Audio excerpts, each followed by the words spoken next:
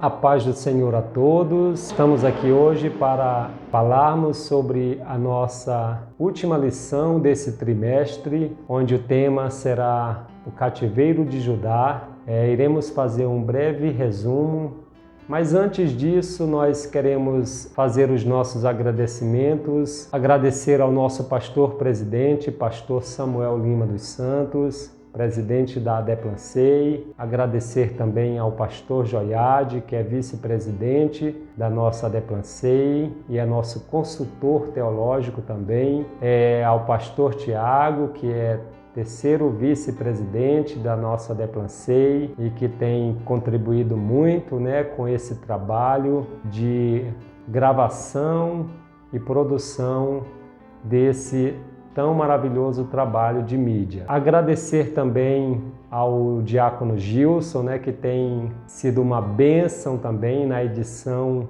de todas as gravações aqui feitas na EBD. Queremos estender também o nosso agradecimento a todos os professores da nossa EBD que fazem a nossa EBD acontecer todos os domingos às 9 horas da manhã, aos superintendentes que têm sido também uma bênção, agradecer às nossas secretárias, aos alunos que fazem a nossa EBD e assim esta escola, que é a maior escola do mundo, ela tem servido para a edificação, para o crescimento espiritual e maturidade cristã de toda a nossa igreja. Com isso, nós queremos então iniciar este breve resumo desse estudo da nossa última lição desse trimestre. O cativeiro de Judá. O cativeiro de Judá é conhecido também como o Reino do Sul. Ele se deu em um período quando Nabucodonosor invadiu Jerusalém e levou todo o povo judaico à prisão na Babilônia. Daí então todos os fatos bíblicos foram cumpridos e feitos e realizados, embora todo o povo judaico ele tenha sido desobediente, desrespeitoso às normas e as condutas que Deus tinha proposto para o povo. E foi um período muito dramático, um período em que o povo foi levado para a Babilônia por Nabucodonosor.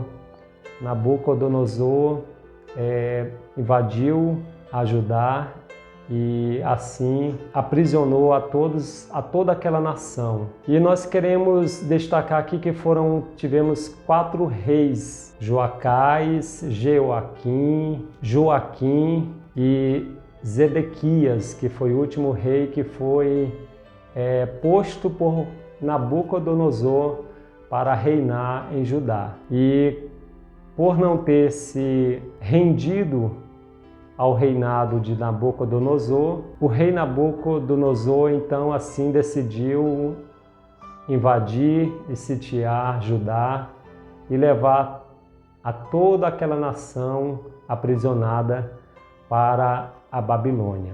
Esses fatos aconteceram por conta de segmentos ou conduta daquele povo que não quis se render ao Senhor, que não quis obedecer às normas do Senhor Jesus, que se desviaram das propostas, dos projetos que Deus tinha para aquela nação. E Judá teve um período de 346 anos e diante desse período foram 20 reis que reinaram em Judá. E desses 20 reis, podemos aqui dizer que 8 reis foram bons e que serviram a nação de Judá, dando exemplo e fazendo a vontade de Deus. Mas os demais foram totalmente contrários às verdades bíblicas, às alianças e ao plano de Deus para com Judá. Mas o Senhor, mesmo o povo tendo se desvirtuado de sua palavra, daquilo que Deus tinha proposto para o povo, Deus permanecia fiel em cumprir as suas ordenanças, a sua promessa para aquele povo. E Deus levantou profetas, homens, para serem ou para falarem a seu favor para toda aquela nação, para trazer a sua mensagem, a sua palavra de arrependimento, de consolação e fazer com que o povo se voltasse para Deus. E aí nós podemos destacar 3 profetas que puderam fazer esse trabalho maravilhoso, que era trazer a mensagem profética para o povo naquela época, que era Miqueias, Isaías, Jeremias. Esses 3 profetas se destacaram naquela época, trazendo a palavra de Deus para aquela nação. Mas, infelizmente, nós podemos destacar aqui alguns pontos fatídicos, né, daquela nação que, infelizmente, não se rendeu ao Senhor e tiveram situações bem tristes, né, reflexo de suas ações, né, de suas decisões. E aí nós vemos um caos político, um caos social, um caos espiritual.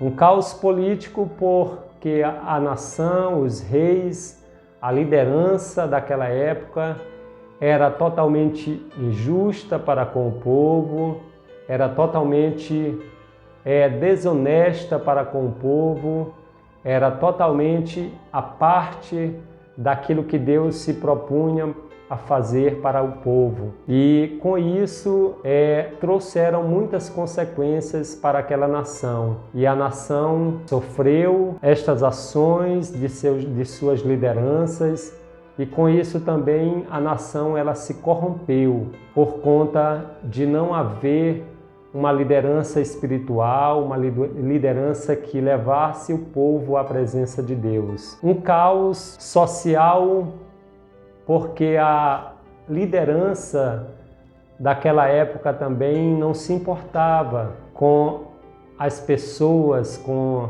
as questões sociais daquela época, em trazer benefícios para aquele povo, para aquela nação, em trabalhar de forma justa, de forma correta, de forma temente a Deus, porque a palavra do Senhor fala que feliz é a nação cujo Deus é o Senhor.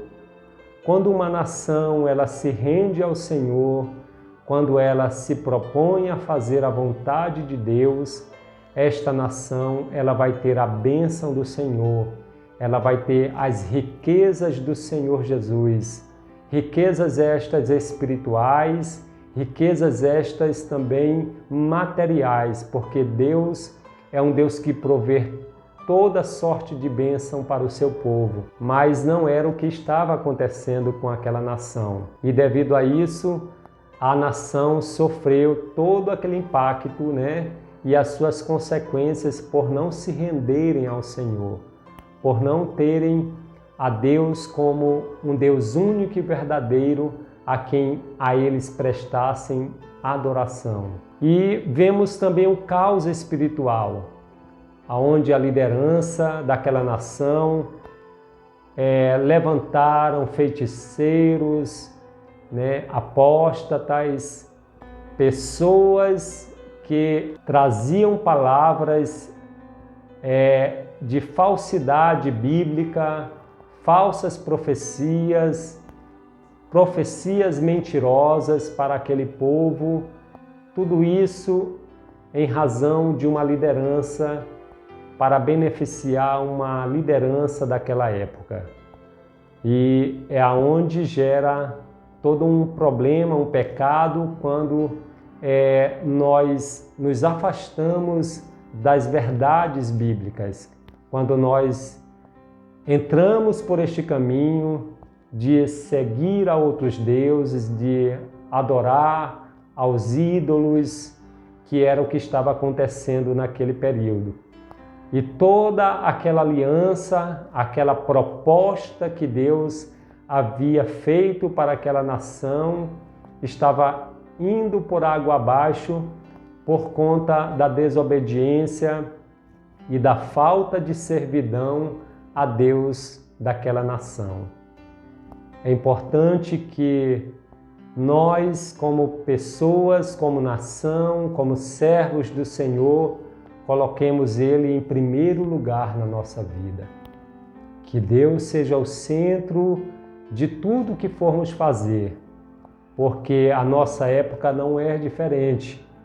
Naquela época, aquele povo sofreu sérias consequências por não fazerem a vontade do Senhor. E nos nossos dias não é diferente. A nação que se propõe, as pessoas que se propuserem a servir a Deus, a ter esse Deus maravilhoso, esse Deus presente na sua vida, esta nação, esta pessoa será abençoada por Ele, será direcionada por Ele, terá a sua salvação em Deus, porque os planos de Deus para os seres humanos, para todas as nações, é que elas sirvam a Deus, é que elas se rendam a Deus e sirvam a Ele com todo o seu coração. E que nós podemos tirar como exemplo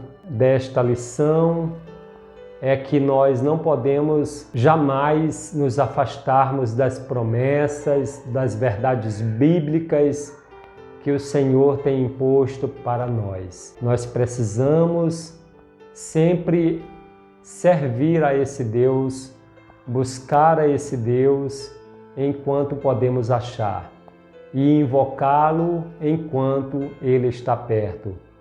Assim nós seremos abençoados por Ele e teremos a nossa salvação garantida por esse Deus maravilhoso que é. Assim nós queremos louvar a Deus por esse trimestre que está encerrando. Queremos também apresentar esta nova revista onde estaremos iniciando o último trimestre deste ano e o tema será sobre o apóstolo Paulo. Tenho certeza que é mais uma lição que vai nos trazer entendimento, sabedoria, conhecimento sobre as verdades de Deus, sobre o reino de Deus, e que a Igreja do Senhor ela possa continuar nesse projeto, nessa missão de servir a esse Deus maravilhoso. Queremos, neste momento, fazer uma oração de agradecimento a esse Deus. Senhor Jesus, nós te louvamos, nós te agradecemos por tudo aquilo que és, por tudo aquilo que fazes. Senhor, não somos nada sem Ti, Senhor. Não podemos nada se não for por Ti, ó Pai. Nós queremos apresentar a cada vida em Tuas mãos, apresentar a nossa nação em Tuas mãos, que a nossa nação possa se voltar para Ti, se render aos Teus pés e Te reconhecer como Senhor de suas vidas, Senhor desta nação. Pai eterno, nós Te louvamos, Te agradecemos por tudo, Senhor. Em nome de Jesus Cristo, nós Te agradecemos. Amém e amém.